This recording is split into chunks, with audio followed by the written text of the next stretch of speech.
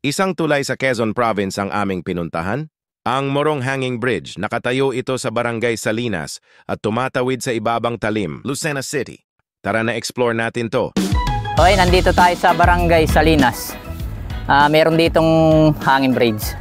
So nasasakupan siya ng Barangay Salinas at saka ay ibabang talim, Lucena City. So tingnan natin kung anong itsura niya. Meron din daw ilog dun sa ilalim. Ang tawag is ilog ng Morong. So tingnan din natin siya. So tawid tayo sa tulay. And then pagkalagpas, alam niyo na, drone shot tayo. Let's go! Tingnan muna natin tulay. Ito sila kuya, may tindahan dito.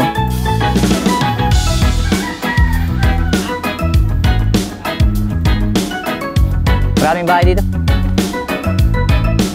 Sa may school dun sa may ibabang talim.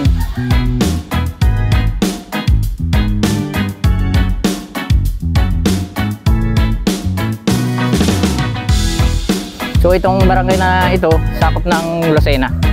So Lucena City. So shout out sa mga taga Lucena City. Yan, tingnan natin, tulay. Hindi siya kahabaan. So nasilip na namin kanina.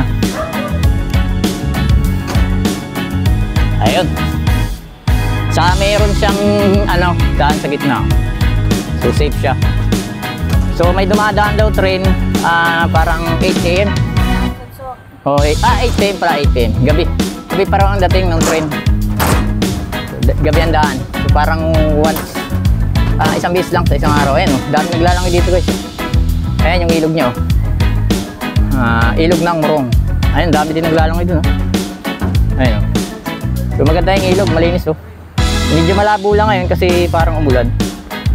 Umulan niya tao, kaya hindi siya kalinawan. Ayan, may daan na naman oh. Maganda. Kasi may school doon sa kabila. Shoutout mga kuya. Ayan. Tingnan natin yung dito sa baba. Ayan. Ayan yung pinakang ilog. So libre lang dito guys. Sa mga gustong maglangoy ng libre lang, dito kayo pumunta. Barangay Salinas at saka ibabang talim. Meron din dito mga skits oh. May mga skits din dumadaan. Ayan. So yan din ang pangkaraniwang hanap buhay ng mga tao dito. Ayan, katawid na tayo sa kabila. So balik na tayo, tapos drone shot na tayo.